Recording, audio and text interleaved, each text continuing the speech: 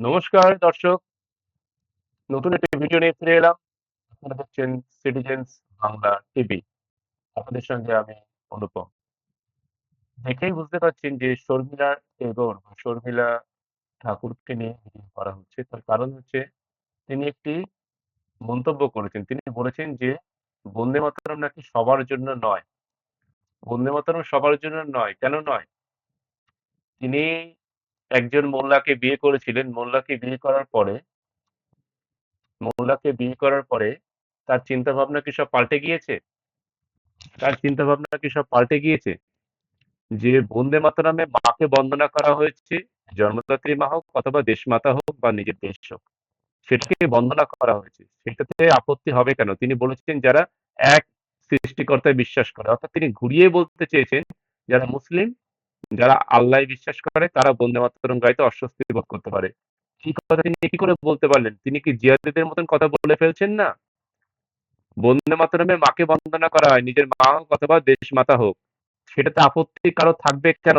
অত্যন্ত নিকৃষ্ট মানসিকতার লোক ছাড়া, অত্যন্ত নিকৃষ্ট মানসিকতার লোক ছাড়া কারো আপত্তি থাকার কথা নয়। দর্শক শুনে নিন এ প্রসঙ্গে রাজ্যের বিজেপি নেতা সমীপ ভট্টাচার্য কি বলেছেন, তিনি আপনারা একটু শুনে নিন তিনি কি বলেছেন।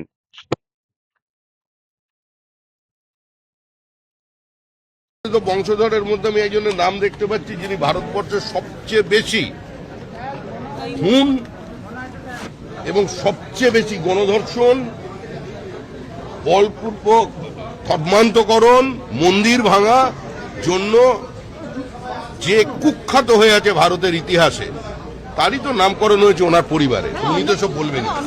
শ্রমিকদা আজকে জাতীয় শিক্ষানীতি নিয়ে কথা হয়েছে, মানে জাতীয় শিক্ষানীতি নিয়ে আপনারা ইমপ্লিমেন্ট করতে চাইছেন, এটা নিয়ে তো অনেক বিরোধিতা ছিল অন্য রাজনৈতিক দলগুলোর। জাতীয় শিক্ষানীতি তো পশ্চিমবঙ্গে লাগু হবেই, কিন্তু নতুন করে বলার কিছু নেই। সারা দেশে বিভিন্ন ধরনের ইস্যু নিয়ে বিতর্ক তৈরি হয়।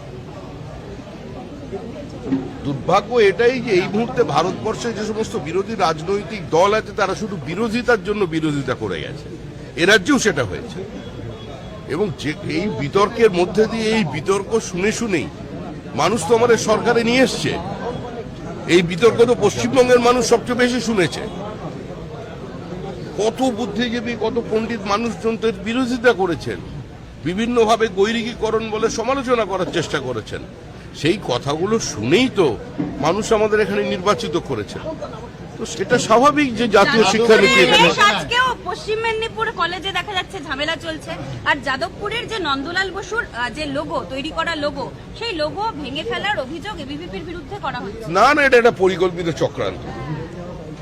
এবিভিপির বিজেপির কোনো ছাত্র সংগঠন নয়, তবে জাতীয়তাবাদী ছাত্র সংগঠন। এবিভিপির যা লক্ষ্য সে অনুযায়ী নন্দলাল বসুর লোগো ভেঙে ফেলার মতো কাজ, গরিত কাজ এবিভিপি করতে পারে না।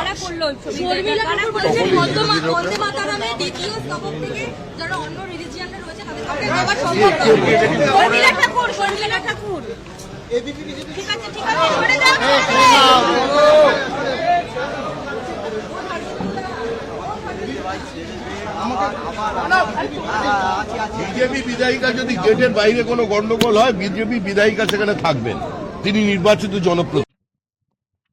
সুতরাং দর্শক দেখলেন যে আমাদের বিজেপি নেতা সমীপ ভট্টাচার্য মহাশয় কি বলেছেন। যথার্থই তিনি বলেছেন যে একজন শর্মিলা টেগর, তিনি শর্মিলা ঠাকুর ছিলেন, তিনি একজন মোল্লাকে বিয়ে করেছিলেন। বিয়ে করার পরে তিনি শর্মিলা টেগর আছেন না এখন শর্মিলা আলী খান হয়েছেন সেটা আমরা জানি না। তিনি কথাবার্তা বলেছেন অনেকটা শর্মিলা আলী খানের মতন।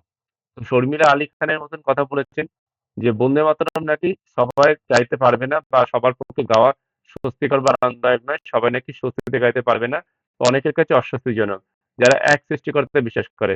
দর্শক, আমরা হিন্দুরা আমরাও এক সৃষ্টিকর্তায় বিশ্বাস করি। ভগবান শ্রীকৃষ্ণ যিনি স্বয়ং নারায়ণ বা বিষ্ণু, তিনি তার বিশ্বরূপের সমস্ত সৃষ্টি দেখিয়েছিলেন। তিনি তার বিশ্বরূপে একাধিকবার বিশ্বরূপ দেখিয়েছেন এবং সেই বিশ্বরূপে তিনি সমস্ত গ্রহ নক্ষত্র ব্রহ্মাণ্ড সহ সমস্ত সৃষ্টি দেখিয়েছিলেন। কিন্তু আমরা হিন্দুরা বিভিন্ন ভগবানের বিভিন্ন মানে ভগবানের বিভিন্ন এতে বিশ্বাস করি, বিভিন্ন রকম অবতারে বিশ্বাস করি বা বিভিন্ন রকম প্রকারভেদে বিশ্বাস করি, কিন্তু সৃষ্টিকর্তা একজনই, শ্রীকৃষ্ণ বা নারায়ণ বা বিষ্ণু। এবং তিনিই বলেছেন, তিনিই সবকিছু সৃষ্টি করেছেন। আমরাও এক সৃষ্টিকর্তাকে বিশ্বাস করি। হয়তো অনেকে পূজিত হন, অনেকে পুজো করা হয় ভগবানের প্রতিনিধি হিসেবে। ভগবানের প্রতিনিধি হিসেবে অনেককে পুজো করা হয়, কিন্তু আমরা হিন্দুরাও এক সৃষ্টিকর্তা বিশ্বাস করি। ঠিক তাই তেমনি যাই হোক, তো তিনি মুসলিমদের কথা বলতে চেয়েছেন, শর্মিলা আলী খান অথবা শর্মিলা টেগর, তিনি মুসলিমদের কথা বলতে চেয়েছেন যে মুসলিমরা নাকি বন্দে মাতরম গাইতে তাদের অস্বস্তি হবে বা অস্বস্তি হয়। এই কথা তিনি তার আগের যে কালচার, আগের যে শিক্ষা দীক্ষা ন্যায় নীতিবোধ ছিল, সব তিনি ভুলে গেলেন। সব তিনি ভুলে গিয়ে এমন ধরনের কথা তিনি কি করে বলতে পারলেন? তার কি অনুশোচনা হবে না? যে দেশের যেটা একটা গুরুত্বপূর্ণ সঙ্গীত, যেটা আমাদের ভারতবর্ষের, আমাদের ভারতবর্ষের একটা গুরুত্বপূর্ণ সঙ্গীত, একটা মহান সঙ্গীত, যার রচয়িতা সাহিত্য সম্রাট বঙ্কিমচন্দ্র চট্টোপাধ্যায়, সেই বন্দে মাতরম গাওয়া নিয়ে তার এত অচ্ছুত কেন? বন্দে মাতরম গাওয়া নিয়ে শর্মিলা টেগর অথবা শর্মিলা আলী খান তার এত আপত্তি কিসের? এই আপত্তি করা তো ঠিক নয়। আপনি দেশের হয়ে কথা বলুন, আপনি ভারতবর্ষের হয়ে কথা বলুন। আপনি এককালে অভিনয় করেছেন, এটা সেটা করেছেন, হ্যাঁ, তারপর কাকে বিয়ে করেছেন, তো তারপরেই কি আপনার চেঞ্জ হয়ে গেল? কি আশ্চর্যের ব্যাপার-স্যাপার! আপনি ভারতবর্ষের হয়ে কথা বলুন, আপনি হিন্দুস্তানের হয়ে কথা বলুন। যাই হোক, দর্শক, আপনারা আপনাদের কমেন্ট জানাবেন, আমার কমেন্ট সেকশনে গিয়ে কমেন্ট করবেন, আপনাদের মূল্যবান মতামত জানাবেন। দেখা হবে পরবর্তী কোনো ভিডিওতে। আপনারা সবাই ভালো থাকবেন, সবাইকে ধন্যবাদ।